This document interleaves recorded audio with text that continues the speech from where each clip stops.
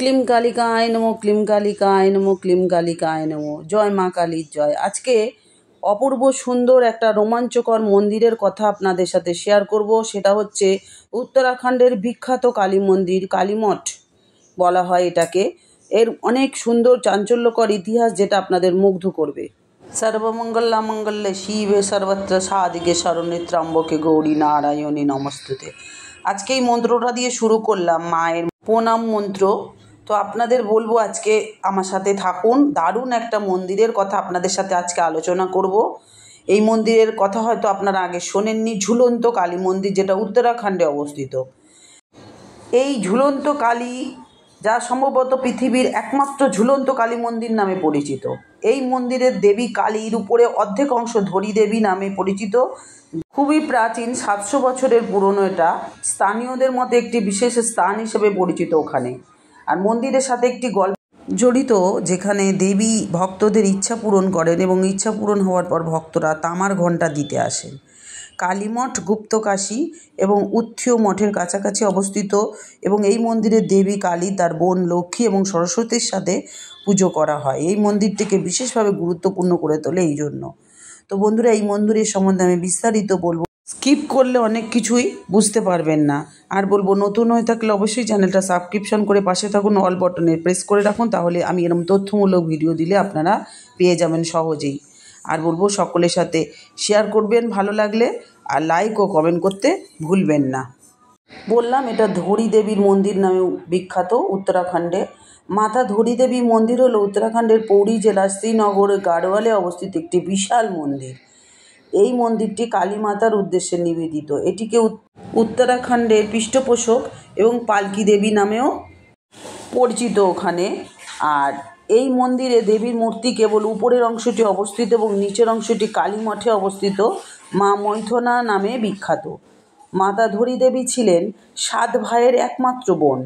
আর মাতা ধরী দেবী তার 7 ভাইকে খুব ভালোবাসতেন।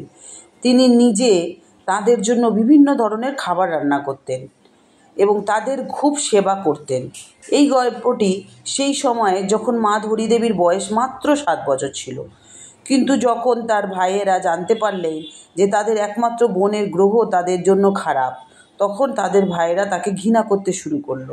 ছোটোবেলা থেকেই ধরী দেবীকে তার ভাইয়েরা ঘৃণা করতেন, কারণ মাতা ধরী দেবী ছোট থেকেই খুব কালো ছিলেন। কিন্তু মা ধরী দেবী তার 7 ভাইকে নিজে সব কিছু মনে করতেন, কারণ তার বাবা মায়ের অকাল মৃত্যুর কারণে ধরী দেবী তার ভাইদের দ্বারা লালিত পালিত হয়েছিলেন এবং তার ভাইরা তার জন্য সব কিছু ছিলেন।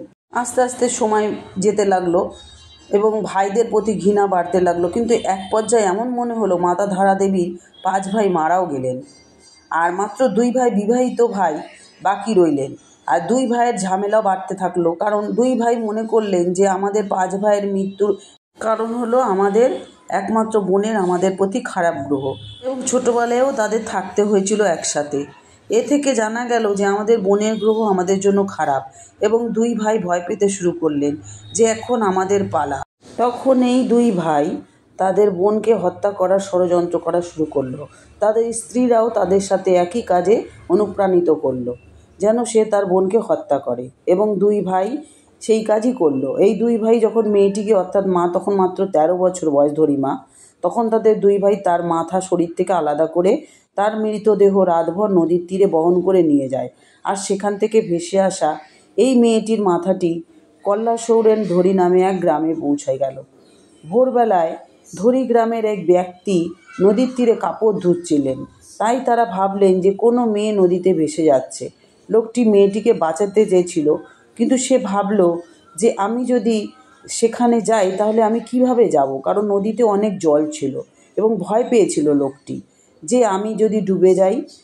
এইরকম ভাবতে ভাবতে সে তার ধৈর্য হারিয়ে ফেলল এবং সে ভাবলো আমি এখন বাঁচাবো না। কিন্তু হঠাৎ নদী থেকে কাটা মাথা থেকে একটি আওয়াজ এলো, যা সেই ব্যক্তির ধৈর্য আবার বাড়িয়ে দিল। মানে ওইদিকে, অর্থাৎ যেখান থেকে আওয়াজটা আসছিল ওই আওয়াজের প্রতি ওই লোকটা মনোযোগী হলো।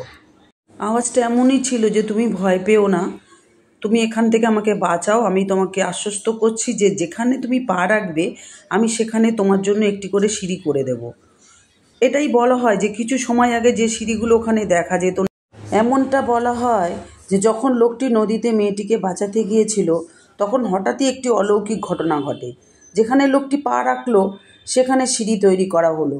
যখন সেই ব্যক্তি নদীর ধারে গেল তখন সেই ব্যক্তিটি সেই কাটা মাথাটিকে মেয়ে হিসাবে তুলে নিল এবং হঠাৎ করেই লোকটি ভয়ও পেয়ে গেল। সে যাকে মেয়ে ভাবছিল তা তো একটি মাত্র কাটা মাথা।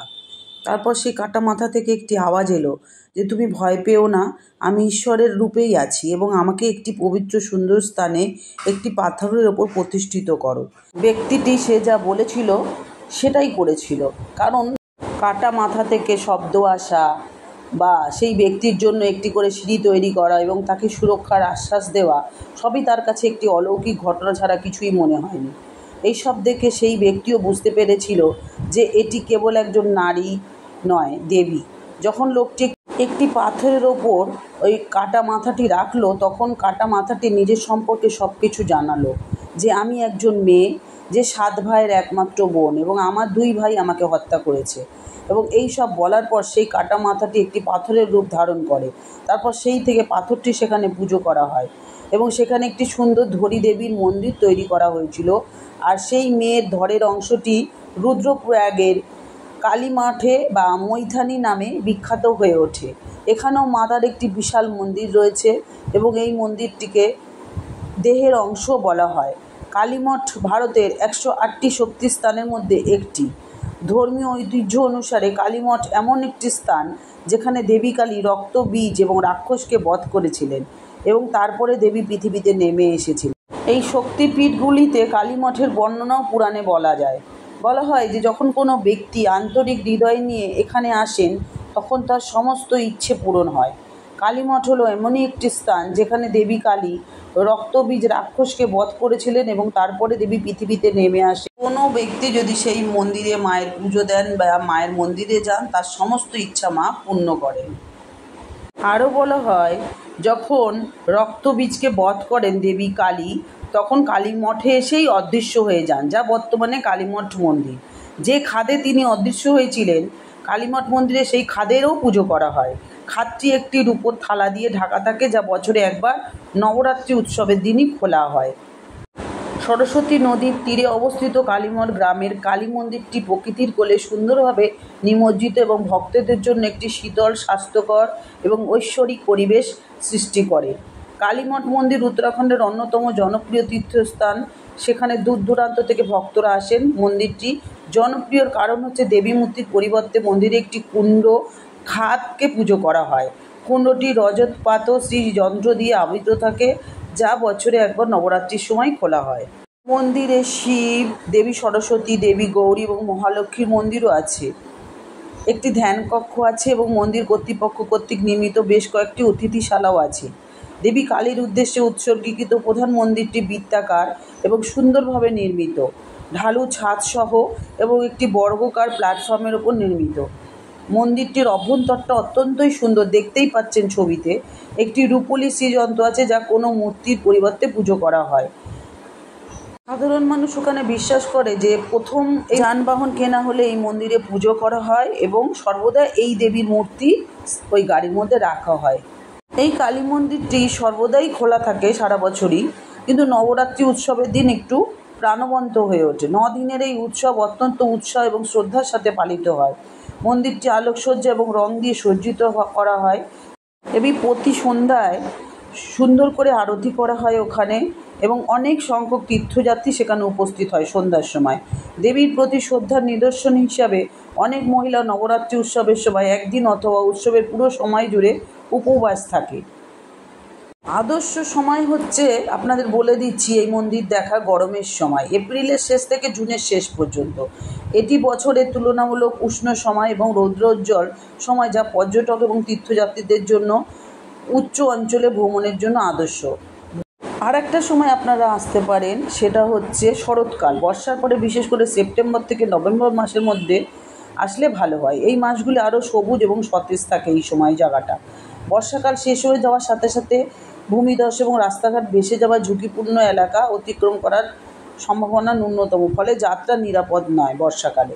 শরৎকাল একটি শীতল জলবায়ু এবং আর্দ্রতাযুক্ত, তাই শীতল মাসের তুলনায় পরিবেশকে খুব মনোরম এবং শান্ত করে তোলে। বলা হয় এই সময়টা মায়ের আশীর্বাদ পূর্ণ সময়, কারণ মন্দিরটি এই সময় যেমন নবরাত্রির উৎসবগুলো উদযাপন করে, সেখানে হাজার হাজার ভক্ত দেবী কালীর ঐশ্বরিক আশীর্বাদ পেতে ভিড় জমায়, তাই ওটা আদর্শ সময়। কিভাবে যাবেন বলে দিই। সড়ক পথে গেলে কালীমঠে পৌঁছানোর সবচেয়ে সহজ উপায় হলো সড়ক পরিবহন।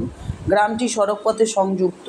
উত্তরাখণ্ডে বিভিন্ন জেলা এবং রুদ্রপ্রয়াগের মধ্যে অসংখ্য ট্যাক্সি এবং বাস চলাচল করে। রুদ্রপ্রয়াগ থেকে কালীমঠ মন্দিরে যাওয়ার জন্য আপনি একটি ক্যাবও নিতে পারেন। বিমানপথে কীভাবে যাবেন? কালীমঠের নিকটতম বিমানবন্দর হলো জলি গ্র্যান্ড বিমানবন্দর, যা প্রায় 204 কিলোমিটার দূরে অবস্থিত মন্দির থেকে। বিমানবন্দর থেকে ট্যাক্সি আপনাকে সরাসরি কালীমঠে নিয়ে যাবে। দেরাদুন থেকে রুদ্রপ্রয়াগ এবং রুদ্রপ্রয়াগ থেকে দেরাদুন যাতায়াতের জন্য ঘন ঘন বাস পাওয়া যায়, অসুবিধা নেই আর কি। আর রেলপথে গেলে কালীমঠের নিকটতম রেল স্টেশন হলো ঋষিকেশ এবং হরিদ্বার, যা লোকাল থেকে যথাক্রমে 186 কিলোমিটার এবং 210 কিলোমিটার দূরে। উভয়েরই হরিদ্বার অন্যান্য শহরের সাথে বেশি সংযুক্ত। রেল স্টেশনে পৌঁছানোর পর আপনি সহজেই কালীমঠের জন্য একটি ট্যাক্সি পেতে পারেন। ওখানে গেলে কোথায় থাকবেন সেটা বলি।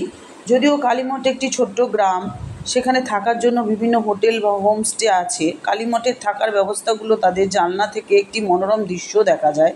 তবে আরও উচ্চমানের সুযোগ সুবিধার জন্য আপনি সর্বদা উখিমঠ, গুপ্তকাশী বা সারি এবং এর মতো কাছাকাছি গ্রাম হোটেলে লজও খুঁজে পাবেন। ওখানে আরও বেশ কিছু দেখার জায়গা আছে, আমি বলে দিচ্ছি জায়গাটা কী কী।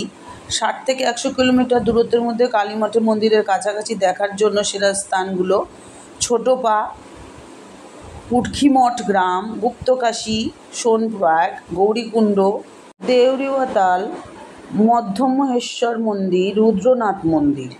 ওখানে গেলে এই জায়গাগুলো অবশ্যই দেখে তারপরে ফিরবেন, কারণ সবাই তো সবসময় সব জায়গায় যেতে পারে না।